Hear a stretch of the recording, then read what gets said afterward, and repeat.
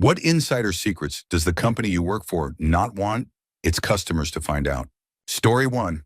I worked for 2 years at a call center for Cox Cable, doing tech support for internet and TV. It's more important for the techs to get you off the phone quickly than to actually resolve your problem. Don't blame the techs. Supervisors are constantly breathing down their necks, and those supervisors are under pressure because customers complain about being on hold for too long. When I worked there 3 years ago, calls were limited to 7.5 minutes. That time limit was all you got to take the customer's information, diagnose the problem, offer a solution, and wrap up the call, not necessarily resolve the issue. If a call went over 7:30, a supervisor would immediately come over and demand an explanation. I got in trouble so many times for genuinely trying to help people. It was disgusting.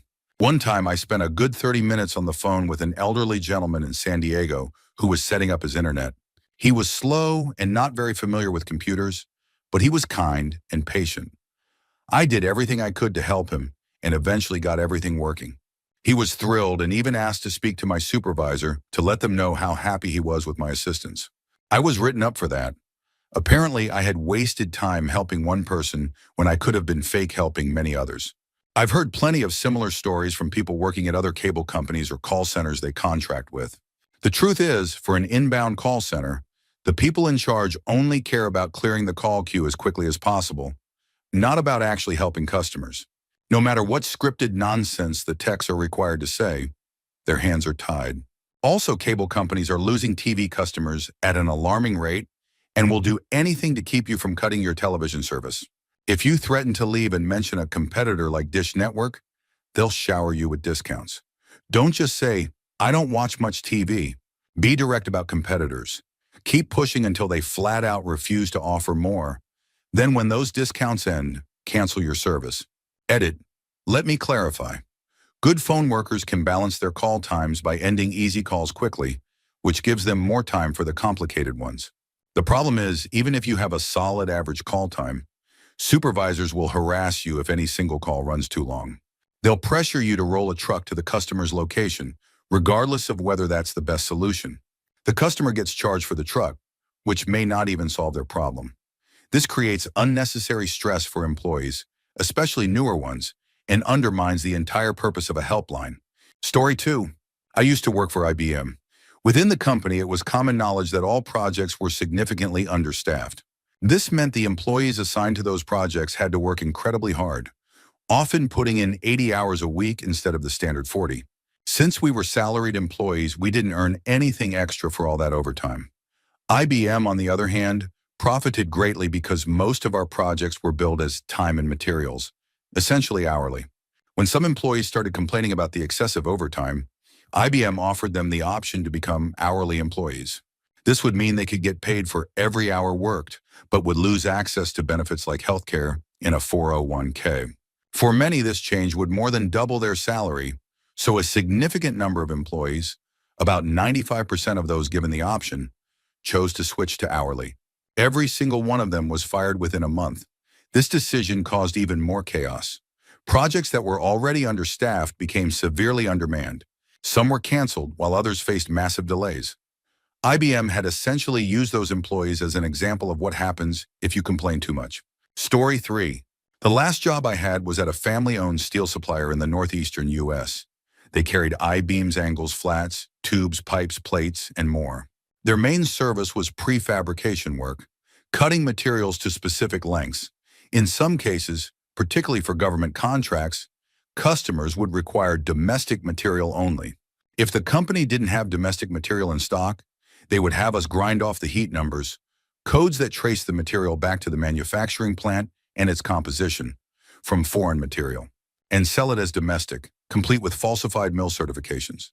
This was a shady practice with potentially dire consequences. Edit. I should add that I can only confirm this happening twice, maybe 3 times, but I've tried to block out a lot from that place because of the lack of responsibility and ethics in management. The last few years working there were particularly bad. Edit 2. Many people are urging me to report this. If I knew then what I know now, I absolutely would.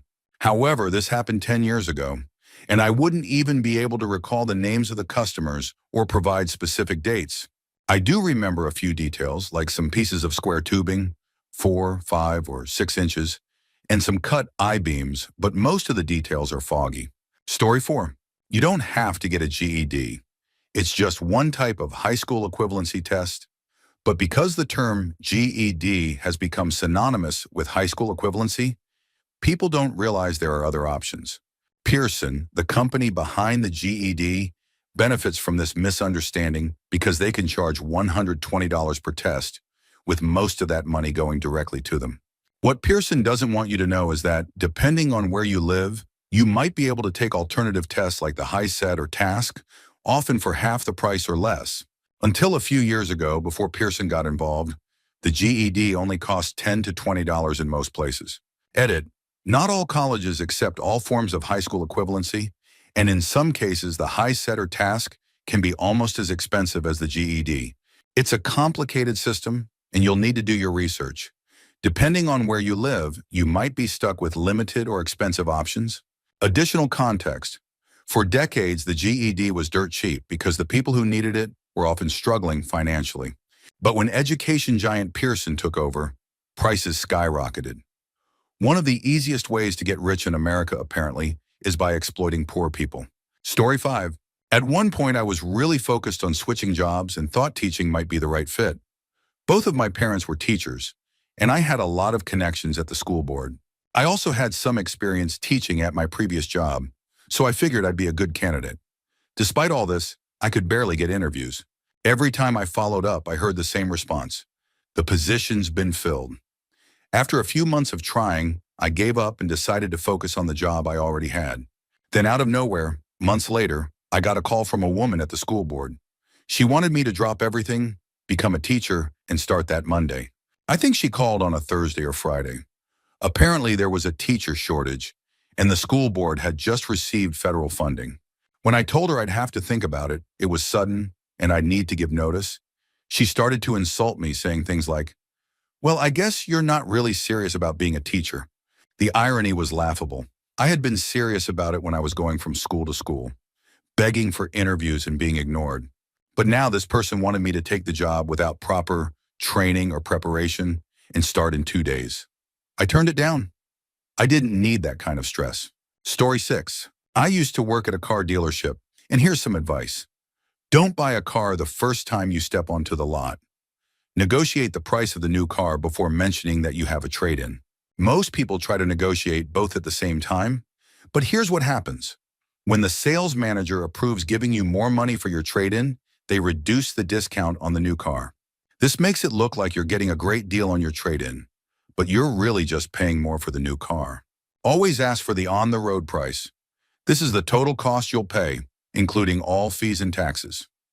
Every dealership has different fees, and some are complete nonsense. For example, at our dealership, we charge an extra $400 for a sticker placed on different parts of the car to help trace it if it was stolen. Completely unnecessary. Dealerships want to sell cars from their current inventory. If the vehicle on the lot isn't exactly what you want, you have more negotiating power because they'll try to avoid bringing one in from another location. If you're buying a used car, ask how long it's been on the lot. If it just arrived, it's marked up significantly.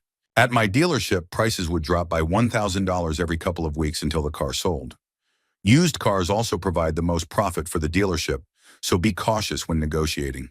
The best time to buy a car is during 0% financing promotions, near Christmas, end of the year, or at the end of the month when dealerships are trying to meet quotas. Finally, avoid focusing solely on a low monthly payment. Sure, $150 a month sounds great, but if the loan term is over 8 years, you'll end up paying almost double the car's value. The shorter the loan term, the better the total cost. Story 7. When your flight gets canceled, it's not always due to weather.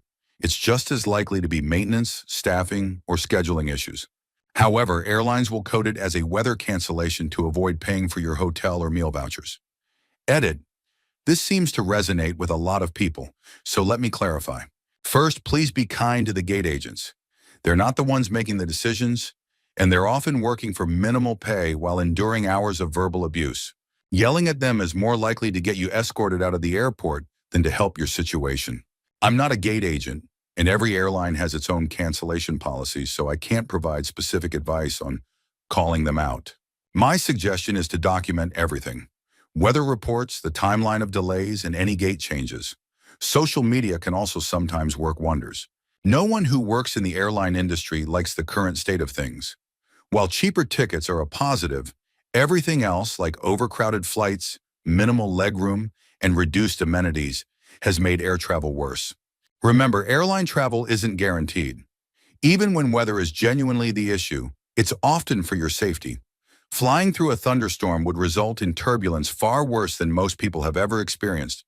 For better odds of reaching your destination, book flights a day early, fly in the morning, and allow plenty of time between connections. At least 2 hours, more for international trips.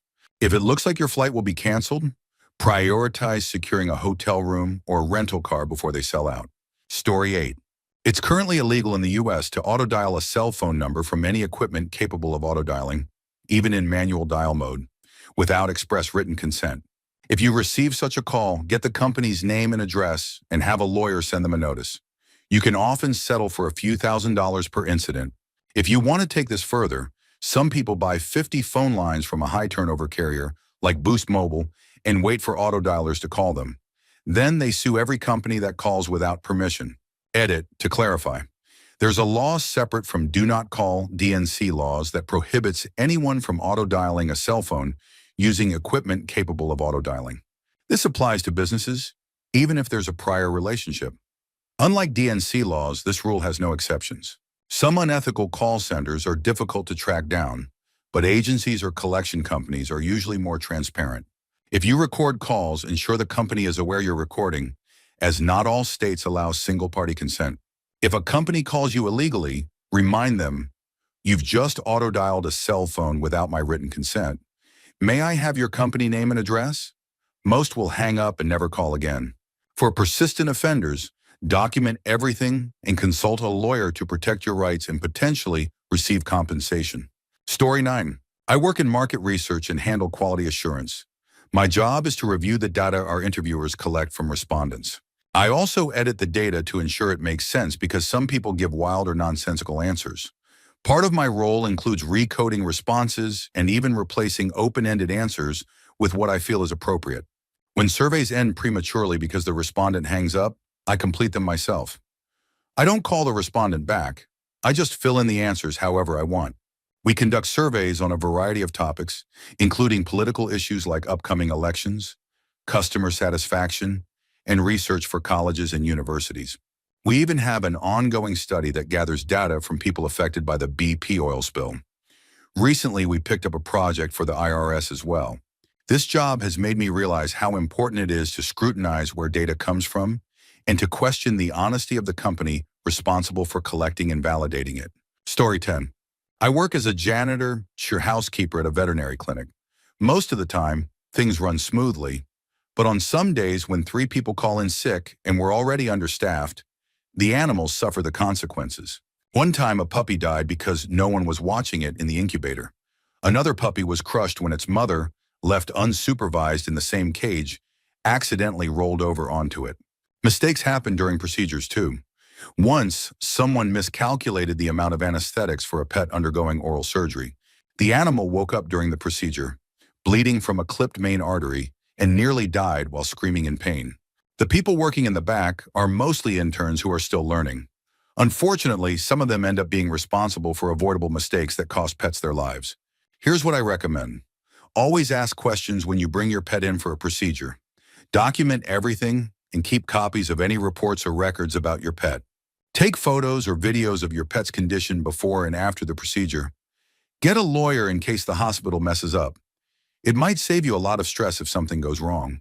Story 11. I'm a chemist, and throughout my education and career, I've seen that scientific fraud is alarmingly widespread. Even worse, there's little interest in addressing it. This makes me seriously doubt the validity of most scientific data. Fraud is shockingly easy to commit. Cherry-picking data can be as simple as ignoring a number you don't like or entering a different one entirely. When funding is involved, there's enormous pressure to produce results that please whoever is paying the bills. I've often been subtly, or not so subtly, urged to repeat experiments until I achieve the desired outcome. No one directly tells you to falsify data, but they'll imply that your work is flawed or that you must have made a mistake. So you do it again and again until the right results show up. Looking at raw data, I can usually tell if someone is cooking the books or dry labbing, fabricating data, but proving it is nearly impossible. One telltale sign is workload. If you're working hard 12-hour days and your colleague spends most of their time reading magazines, something is probably off. The problem is that fabricating data is so easy that even with a full camera crew watching a lab worker, they could still fake results without getting caught. There are legitimate methods to detect fraud, like statistical analysis and blind samples verified independently. Unfortunately, these are almost never used. Story 12. I'm another scientist, and what was described earlier barely scratches the surface of the problem. In academia, the pressure to publish or perish is immense. Many experiments don't pan out, and sometimes they're complete failures that can't be published. But then there are the experiments that only kind of fail. This is where things get tricky. For example, if you remove certain animals from your study, you might suddenly find a statistical effect. Or if some of your data contradicts the result you need, you can simply exclude those measures, pretend you never collected them, and hope the reviewers don't ask for it. Even when showing representative data, like tissue samples, no one uses truly representative images. Instead, researchers cherry-pick the best, most exaggerated samples to present as if they represent the whole study. For example, if most tissue samples are damaged or show little difference in staining, researchers might show pristine slices that emphasize clear distinctions. There's also a tendency to use euphemisms to report data that isn't statistically significant. For instance, if a result narrowly misses the p less than or equal to 0.05 cutoff for significance, it might still be included with language like approaches significance, even though it technically isn't valid. Ignorance and incompetence compound these issues. Many scientists use inappropriate statistical tests simply because they don't know better. Mistakes are also rampant in studies, especially when undergrads perform much of the grunt work. Often the lead researcher isn't even aware of these errors because students don't want to admit they botched an experiment. And this is just in developed nations with stricter ethical standards. In places like China, outright data fabrication is reportedly rampant and far more brazen. Story 13. I used to work for a company that handled medical transcription, OCR, and data storage. The software they created had a built-in time bomb designed to ensure customers stayed in contact and kept up with payments. After a certain period, an error message would appear. Database corruption located. Please contact support for a rebuild code. Error code XXXXXXX. When customers called, a small app on each technician's desktop allowed us to control how long the fix would last. If the customer was in good standing, we could set the code to prevent the error for 90+ days. But if they were behind on payments, the fix might only last a week. One customer, who was 3 months behind on maintenance payments, received the error message every 2 days. Eventually, he gave in, paid up, and, surprise, the errors magically stopped. We also had a way to completely remove the time bomb for customers who chose not to renew. However, their contract included a massive penalty for rejoining. Additionally, the software frequently required updates, even for minor changes like new printers or fonts. If your maintenance contract lapsed, rejoining required paying 1.5 times the standard cost for the time you were unsubscribed. When I worked there, maintenance cost $1,000 per month on an ad hoc basis, with a 50% discount for annual contracts. If you lapsed for 4 months, you'd have to pay $6,000, plus the first month's $1,000 fee to renew. The company also used proprietary database structures. While they offered custom imports for data from competitors, exporting your data came with exorbitant fees. Story 14. I work in IT security for a massive banking and real estate company.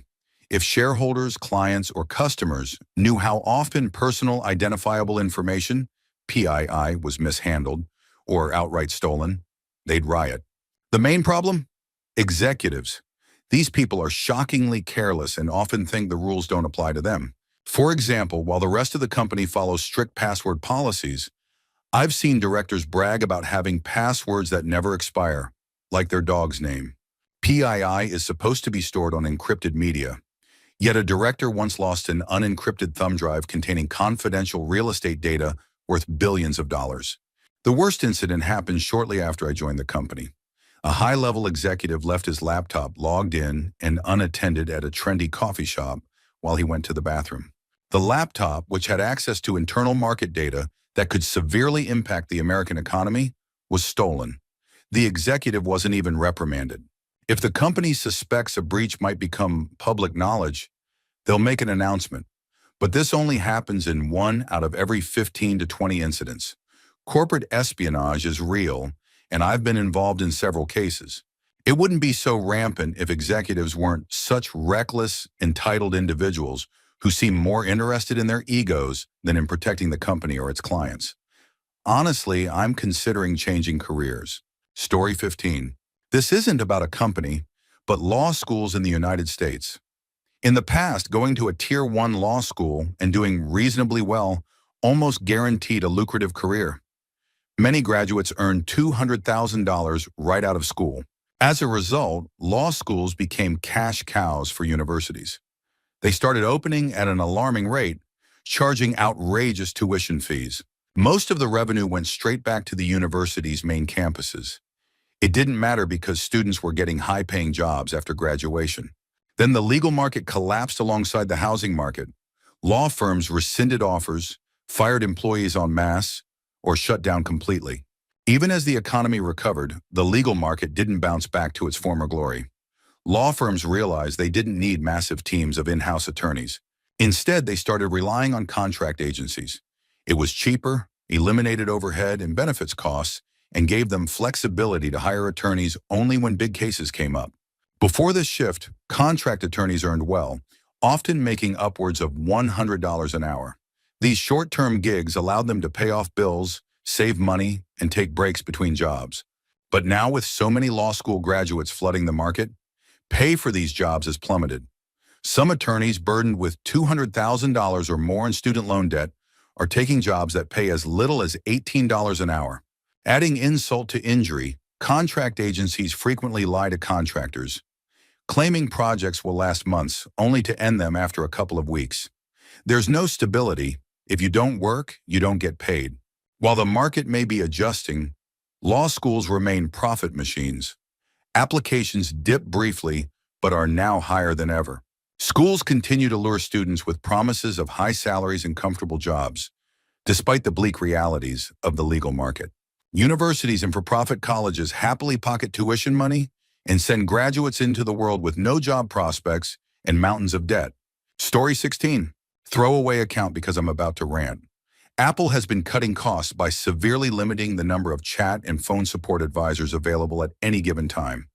This forces customers to endure long wait times. Once they finally get through, they might be connected with someone Apple trained, or they might get an outsourced advisor who receives subpar training. If the latter, their issue likely won't be resolved, leading to another frustrated call or chat. Apple used to limit chat advisors to 2 simultaneous chats, but now they've increased it to 3. That third chat feels like an entirely new job on top of the existing workload. The change caused so much backlash that Apple had to temporarily pause the practice while hiring more outsourced employees to handle the waiting volume. Apple likes to boast about its customer satisfaction, but in the past 6 to 8 months, it's become a turnaround mill. Advisors are no longer encouraged to focus on solving your issue. They're instructed to get you out of the queue as quickly as possible because every minute costs the company money. Here's an insider tip. Most of the information advisors use to troubleshoot your device is already online. In fact, you can solve almost any issue by restarting your phone, resetting settings, or backing it up and restoring it. If those steps don't work, skip chat and phone support entirely. Set up an in-store appointment because it's likely a hardware issue.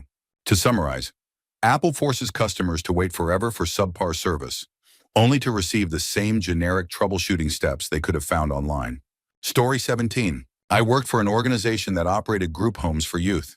These were kids apprehended by the government from their parents and placed in the company's care. The company was paid per diem for each child. While most similar agencies in the area were nonprofit organizations dedicated to actually helping at-risk youth, this company was all about profit. They paid terrible wages, attracting poorly qualified staff. Paychecks often bounced, and payroll errors always seemed to benefit the company. They also invested no money in employee training programs, resulting in high turnover as skilled employees quickly found better jobs. The quality of care provided to the kids barely met minimum standards. The homes and furniture were in poor condition, the food was highly processed and unhealthy, and the vehicles used to transport the youth were falling apart. Staff weren't well trained, leading to major ethical issues like inappropriate boundaries. Youth couldn't form therapeutic relationships with staff because employees were constantly quitting. Privacy was a joke. Staff were expected to use personal email accounts to send and receive sensitive information.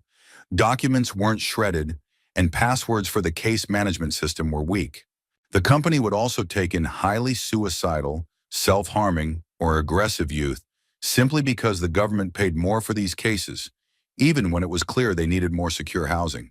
Of course, the company referred these youth to its in-house clinicians, charging the government up to $180 an hour for therapy sessions.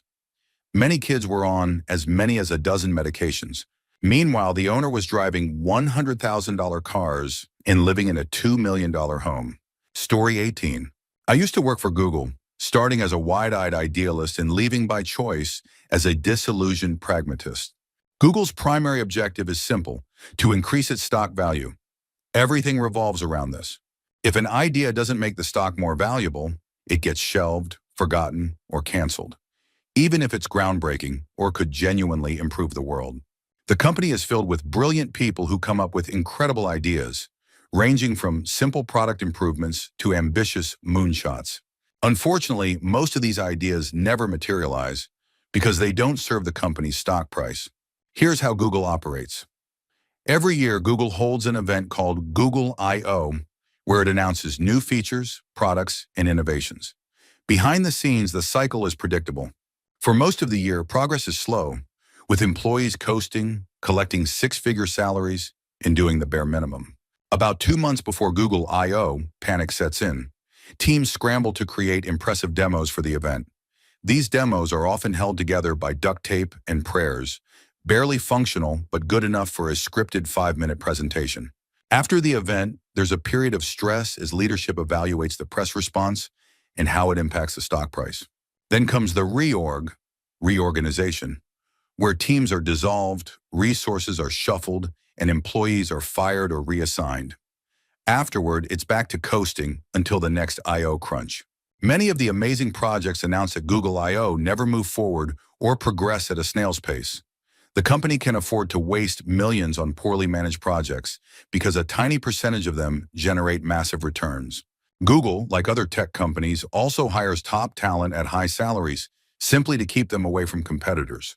Some employees, myself included, spent months doing absolutely nothing because the company just wanted us on standby. After a few years, I quit to preserve my mental health and regain a sense of purpose. Story 19. This isn't a job I worked at, but it's a nearly universal not going to tell you secret. If you have moles or other burrowing rodents in your yard, you'll find plenty of products that claim to repel them. They don't work. You can try killing them, but new ones will just move in. It's like a vacant house waiting for new tenants. Eventually, you'll call a pro who will trap them, charge a per carcass fee, and insist on returning every few months for the rest of your life. But here's the actual solution. The rodents are in your yard because there's something they're eating, like grubs or cranefly larvae.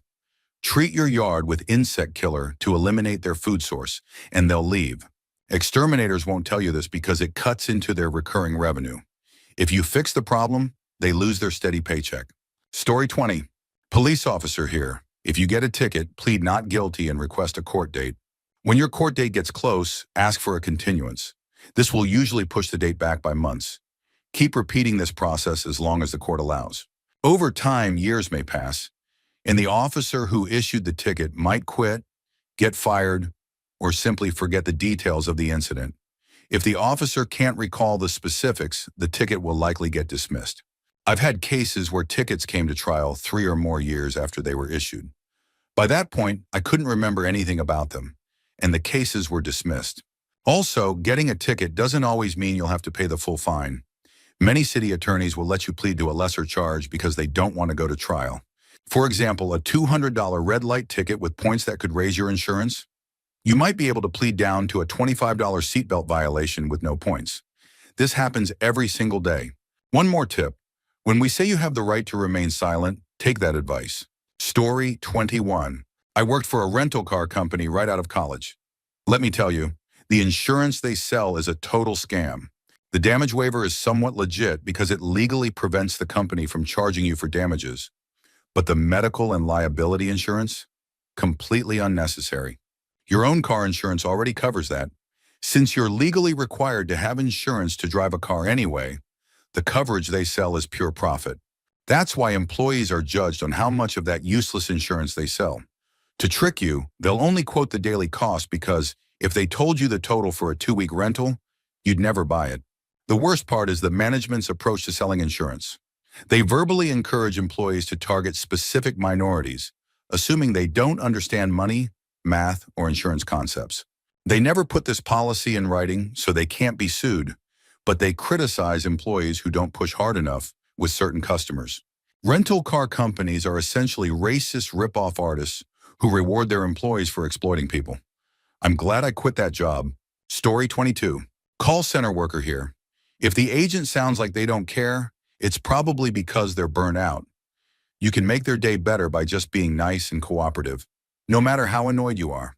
Most of us are paid peanuts to sit for 8 hours listening to back-to-back calls filled with complaints and abuse. We're micromanaged to the extreme.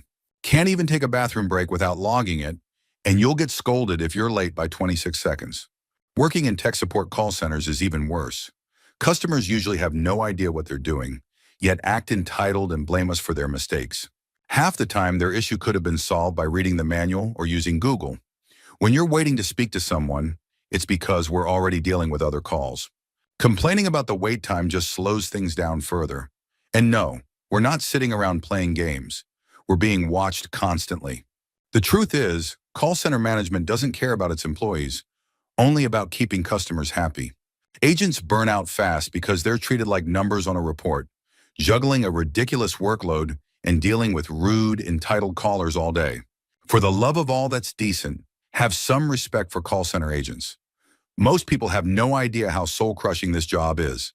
Story 23. Most of the things you think are automated are actually done manually by people like me, sifting through a broken back-end system. Our exchange system constantly messes up, often costing customers $50 or more in erroneous charges for items the system incorrectly marks as kept. Refunds are also unreliable. Just yesterday, I noticed a customer who was overcharged for an exchange and wasn't refunded for her return. We owed her $200, and I was the only person who noticed or cared enough to fix it. Our dev team once deployed a fix that ended up triple charging customers.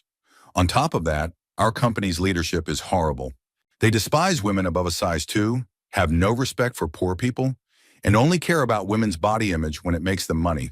It's gross. Story 24. Former car salesman for a GM certified dealership here. Let's start with sales. A salesperson's job is to get every penny they can from you. They'll say whatever it takes to keep you from discussing price until they've gone through the entire vehicle demonstration. You've taken a test drive, and you've told them that you'll buy if the price is right.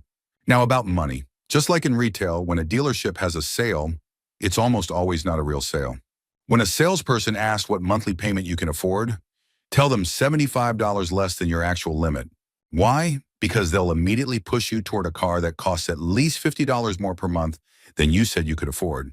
If a car is listed for $10,000, the dealership probably only has about $5,000 in it. Never tell a dealer how much you want for your trade-in until you've seen the final price of the car you want to buy. Why? If you say you want $5,000 for your car, they'll show you paperwork that gives you that amount, while secretly increasing the price of the car you're buying by $3,000. The paperwork will also include a code showing the real trade-in value of your car.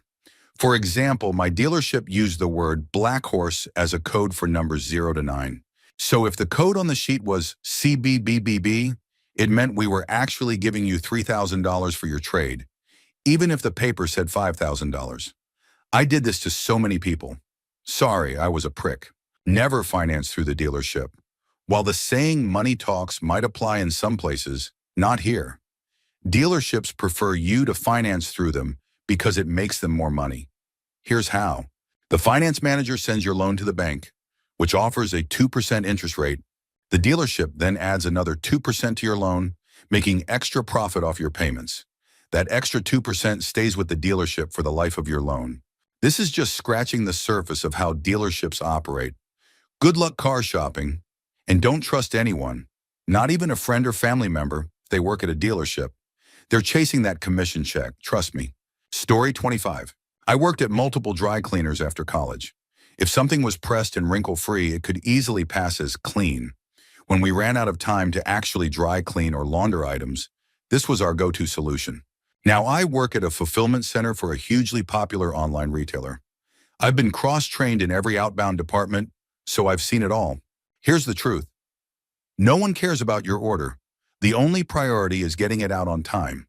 If something is noticeably damaged and we think you'll return it, we might replace it with a less damaged item.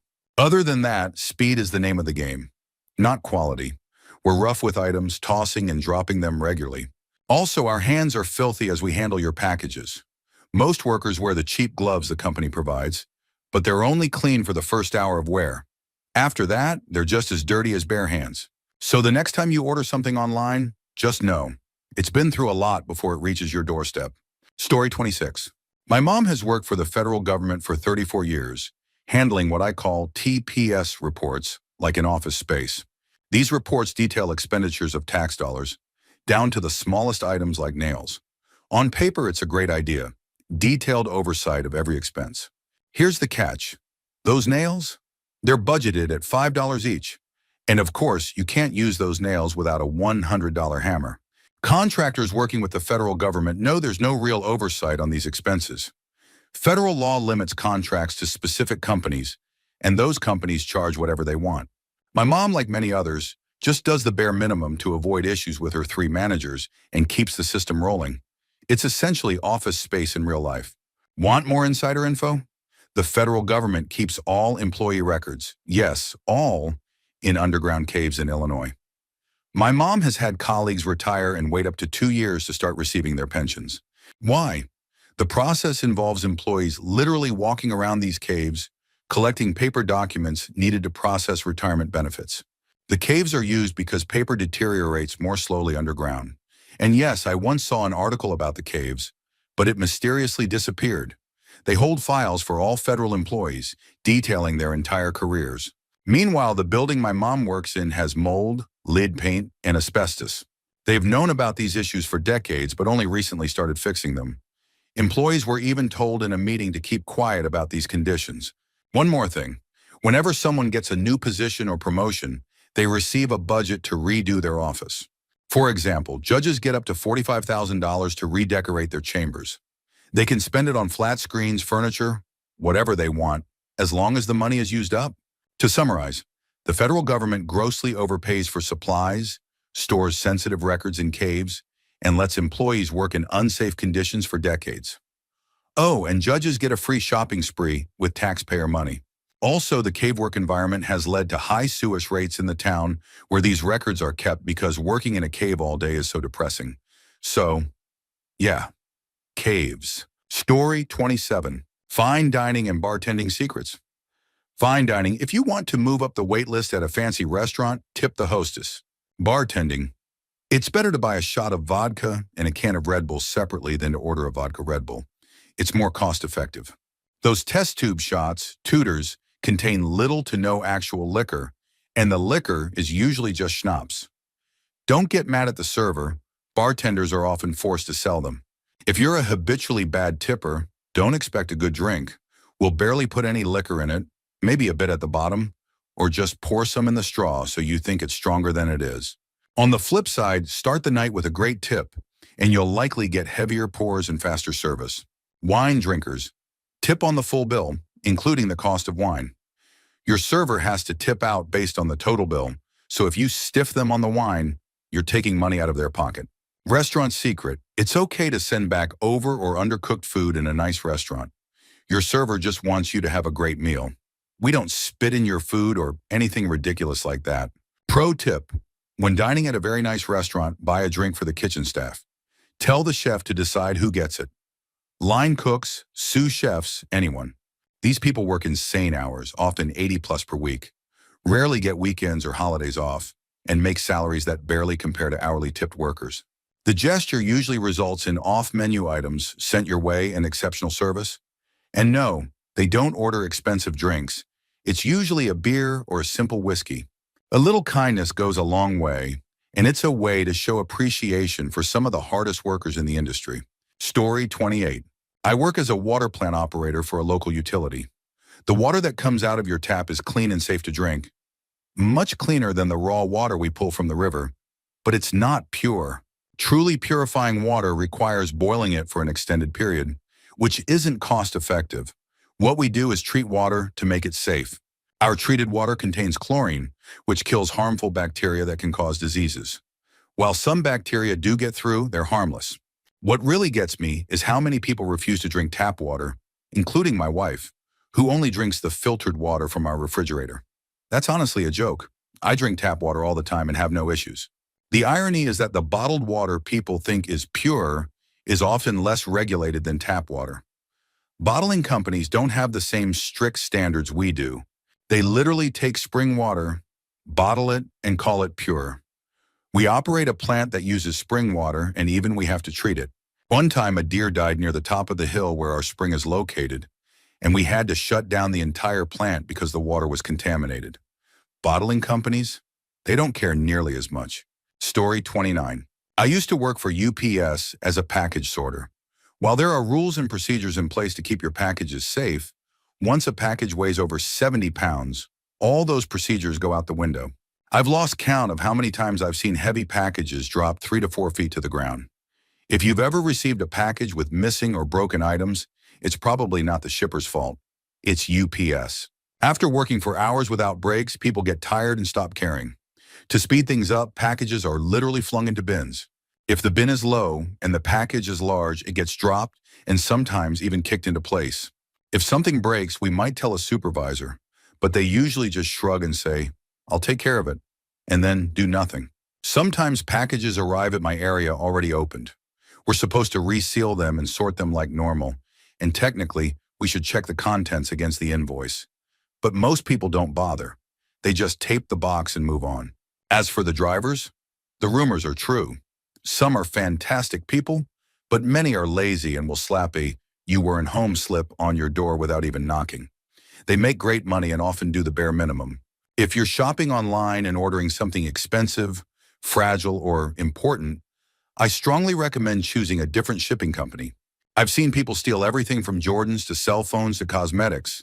Once, someone even stole a gun from a package, leading to a hub lockdown. That person got caught, but many others get away with it. Story 30. I used to work as a brand marketing intern for a Fortune 50 oil company. This company had 2 gas station brands, one that was in-house and fully managed by the company, and the other that was franchised. The in-house brand used wholesale gasoline, not any different from branded gasoline, had lower operating costs thanks to its vertically integrated management system, and boasted nicer facilities because it was directly managed by the company. Here's what the company did. They targeted a group of people in the industry referred to as New Americans. This typically meant foreigners, often from Pakistan, who were eager and happy for the chance to own their own business. What these franchise owners didn't realize was that the company had a specific strategy to squeeze them out. First, the company used franchise locations as test markets for their in-house brand. If a franchise on a particular corner performed exceptionally well, the company would open an in-house station right across the street. Then brand marketers like me were sent to evaluate the franchise stores and provide a list of renovations or improvements they needed to make out of their own pockets to comply with company standards. If the franchise owner couldn't or wouldn't comply, the company would undercut them by lowering the gas prices at their in-house station across the street. Because the in-house brand had larger profit margins due to economies of scale and lower operating costs, they could afford to take a temporary hit. The franchise owners, already cash-strapped, couldn't compete and would eventually go out of business. When that happened, the company's in-house brand would absorb all the business and profits from the now-defunct franchise. On top of this, full-time employees were required to volunteer for the company's Republican-backed super PAC each month.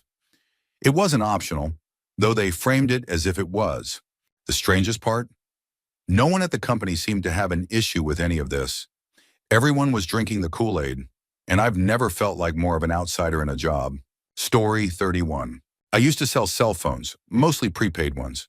But I learned quickly that all the major cell phone companies, AT&T, Verizon, Sprint, T-Mobile, rip you off if your plan has a minute allowance. Here's how it works. If your plan allows 500 minutes, any call you make will deduct at least 1 minute from your allowance, even if it's only a 10-second call. That means you lose 50 seconds of the minute you paid for. If you make a call that's 121 seconds long, 2 minutes and 1 second, the company rounds up and charges you for 3 minutes. This rounding system is one of the biggest scams in the cell phone industry. If you think this isn't a big deal, consider this. With a 500-minute plan, 30,000 seconds, you could technically burn through all your minutes with only 500 seconds of calls. That's a 98% loss of the minutes you paid for, all because of rounding. Good luck asking your phone company for a 98% discount on those calls. Instead, I recommend using alternatives like Google Hangouts to make free calls wherever possible. Story 32. I'm a QA inspector for a major commercial aircraft supplier. Recently, to cut costs and increase production, we implemented a process where workers inspect their own work. On paper, it sounds great. Workers take ownership of their tasks, which should lead to more pride in their work and fewer errors. In reality, it doesn't work that way. Before this system, the engineering group responsible for reviewing rejected work always had a backlog. Almost overnight after this change, their workload disappeared.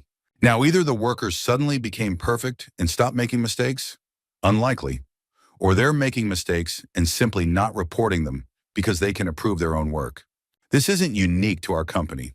Most commercial and general aviation manufacturers have adopted similar processes. It's a cost-cutting measure that looks good in theory, but compromises accountability and potentially safety. Story 33. I'm a hospital nurse, and I've seen firsthand how for-profit hospitals prioritize money over patient health and safety. I've watched patients die because the hospital refused to spend the money necessary to save their lives. Brand new nurses are hired at low wages, barely trained because the experienced nurses are already overwhelmed, and then left to work independently while dangerously underqualified. We were also forced to lie on paperwork every shift, signing off that we were in every patient's room every hour. It's physically impossible when you're assigned 7 patients, but failure to comply meant risking your job. This way, if something went wrong, the hospital could shift the blame to the nurse for falsifying records instead of admitting to dangerous understaffing. Not-for-profit hospitals have a lower mortality rate for a reason. While there may be some great for-profit facilities out there, I believe stories like mine are sadly far more common. Story 34. My brother-in-law owns a small business selling artisanal products to pretentious yuppies and hipsters. His inventory includes soaps, bath accessories, shaving products, and conditioners. Recently, he added a line of food items, which has been hugely successful. He sources these products from third-world suppliers, marks them up by 600% or more, and makes a fortune. His primary customers are status-obsessed individuals who buy them solely because of the artisanal label. He opened his first store in Austin in 2013 and now has 3 locations there, plus 1 in San Antonio. Customers willingly pay obscene prices for poorly crafted products made with questionable ingredients under uncertain conditions, all because of clever marketing, branding, and presentation. The psychology behind it is fascinating. The music and scent in his stores are carefully curated to influence customers. For example, a woman once spent $700 on soaps and lotions because she liked the music playing in the store. She even offered the clerk money to find out the artist. Now she regularly visits the store and asks to hear that same music. She can't. It's streamed in. My brother-in-law laughs about how these affluent customers fall for it and recounts stories about their quirks and neediness. But as long as they keep buying, his business will keep thriving. Story 35. I work for Publix, a huge grocery chain that takes pride in how much it donates to the United Way every year.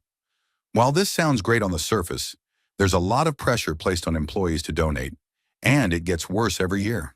Managers hold one-on-one meetings with employees to pressure them into increasing their donations. Imagine making $10 to $12 an hour and being pushed to donate more money every year. It's tough. On top of that, donating has become tied to career advancement. There's even a donation tier called the Managers Club If you want to be promoted to assistant manager, you're subtly, or not so subtly, encouraged to donate at that level. This was used against me when I was aiming for a promotion. But it gets worse. Store managers, desperate to meet their donation quotas, pressure associates into pledging large weekly amounts. They reassure employees that they can lower the amount at the beginning of the next year before the deductions kick in. For example, I agreed to donate $25 per week in August, which added up to $1,300 toward the company's goal. That amount was recorded and touted as part of the company's total donations. However, when January came around, I lowered my contribution to $5 per week, as did many other associates. This means that Publix brags about donation numbers that aren't accurate, as they include pledges that employees revise before the money is actually taken out. It's incredibly dishonest. Story 36. I'm surprised no one has mentioned Starbucks yet, so here's some insider info. Promotions and new products. Many Starbucks promotions are just ways to use leftover products from previous campaigns.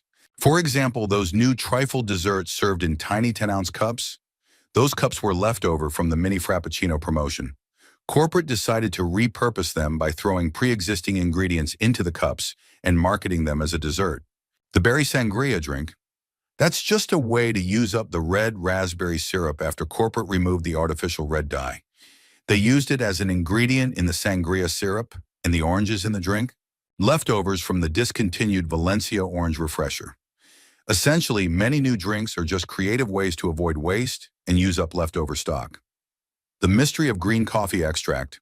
Starbucks is very transparent about where their coffee beans come from, how they're roasted, and other details about the coffee supply chain.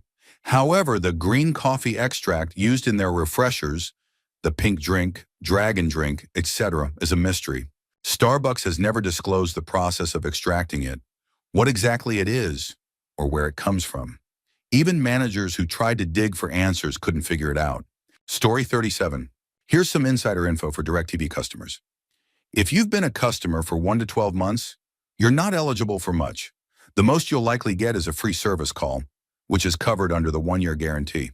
If you've been a customer for 1 to 2 years, you become eligible for discounted or free programming offers, typically offered to resolve technical issues. If you've recently called in to complain about a problem, you're more likely to receive these offers. But don't overuse this strategy. DirecTV tracks customers who repeatedly try to exploit the system and may flag you as a fraud shopper. If you've been a customer for 2 to 4 years, you qualify for a free receiver upgrade every year, including HD DVRs. If a representative tells you otherwise, they're wrong. However, taking the upgrade requires extending your contract for another 24 months. Make sure you're ready to commit before accepting. If you've been a customer for 5+ years, you're eligible for almost every available offer because DirecTV values your loyalty. This includes discounts, free upgrades, and more. Combined programming offers. DirecTV rarely promotes combined movie packages proactively, so it's up to you to find and take advantage of them. For example, instead of paying $116 per month for the Premier package, which includes all movie channels, you could downgrade to the Choice Extra package, $65 per month, and add 2-for-1 movie packages. A few years ago, this setup would cost around $92 a month, saving you $24 a month. The key is to monitor promotions on DirecTV's website because they don't send flyers or emails for every deal. Check regularly, and eventually you'll find something worthwhile. The bottom line, DirecTV's packages are designed to maximize profits while covering the royalties they pay to other companies for their channels.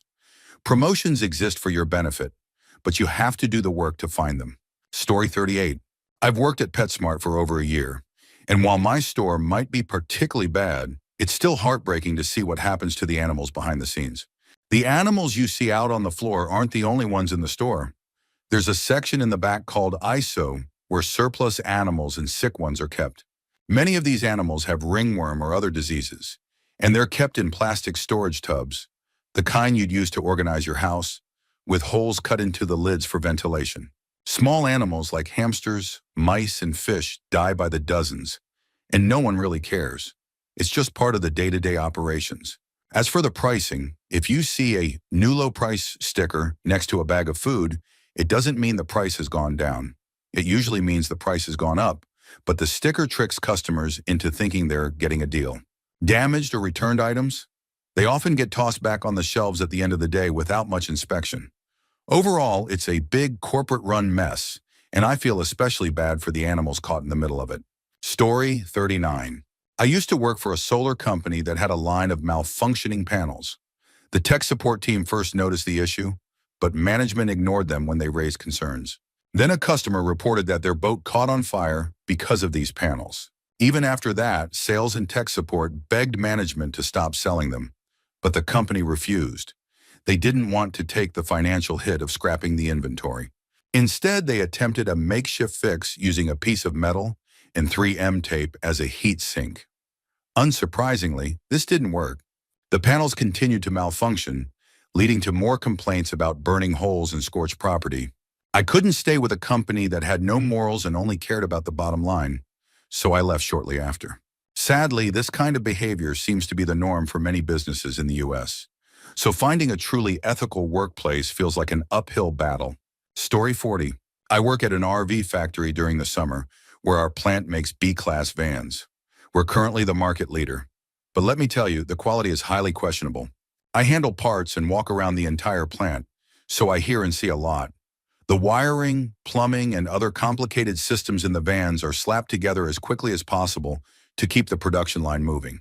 More often than not, the plumbing leaks or the wiring shorts out and melts when the vans are tested at the end of the line. One of the leads tried to explain to a worker the importance of wiring things correctly and following the schematics. The worker had been wiring things incorrectly for years, and their approach was extremely dangerous. While it didn't show issues immediately, it could lead to small explosions or fires later down the road. The worker's response?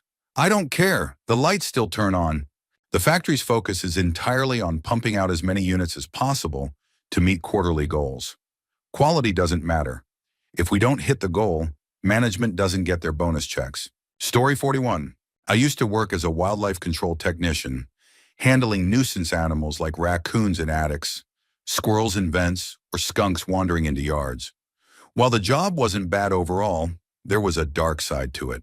By state law, we had to euthanize every animal we trapped. We lied to customers, telling them the animals would be released or taken to sanctuaries. In reality, we gave the animals a shot, put them in a freezer, and when the freezer was full, we dumped them in a landfill. The business made most of its profit not from solving wildlife issues, but from selling and installing animal-proofing products like guards and barriers. We would first pitch these products to homeowners, claiming they'd keep animals out of attics or other spaces. The problem? If you lock a raccoon out of its nest, it'll just tear another hole in the roof or find another way in. This meant customers had to call us back and pay for more services. If you ever need wildlife removal, know that these companies can be trusted to solve your problem, but don't expect them to take the animals to a sanctuary. Also, don't buy any animal-proofing products until the animal's actually gone. I didn't stay with that company for long, and I deeply regret working there. Their actions didn't align with my values, and the way we treated the animals was heartbreaking.